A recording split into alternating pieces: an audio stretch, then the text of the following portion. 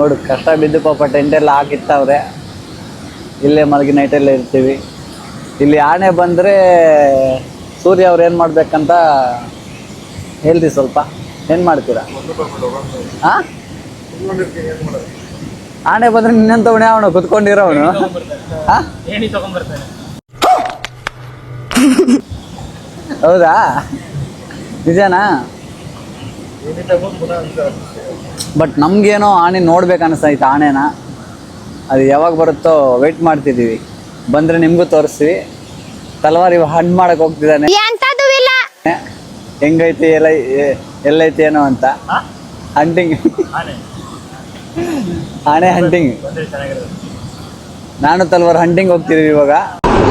Metre ಬೇಕು, metre ಆನೆದು ಬಾಲ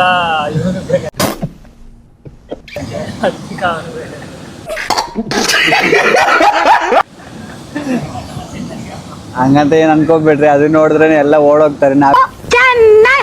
ನಾವೆಲ್ಲ ಹಂಟ್ ಮಾಡೋಕ್ಕಾಗುತ್ತೆ?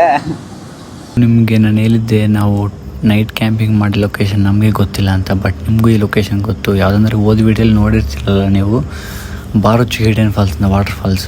ಆ ವಾಟರ್ ಫಾಲ್ಸ್ ಮುಂದೆ ನಾವು ಟೆಂಟ್ ಹಾಕಿದ್ದೀವಿ.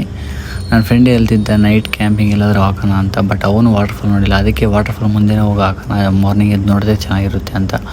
ಅದಕ್ಕೋಸ್ಕರ ನಾವು ವಾಟರ್ ಫಾಲ್ಸ್ ಮುಂದೆ ನೋಡಿ ಇಲ್ಲೇ ಟೆಂಟ್ ಹಾಕಿದ್ವಿ. ಇದ್ರ ಮುಂದೆ ವಾಟರ್ ಫಾಲ್ಸ್ ಐತೆ, ನಿಮಗೂ ಗೊತ್ತಲ್ಲ.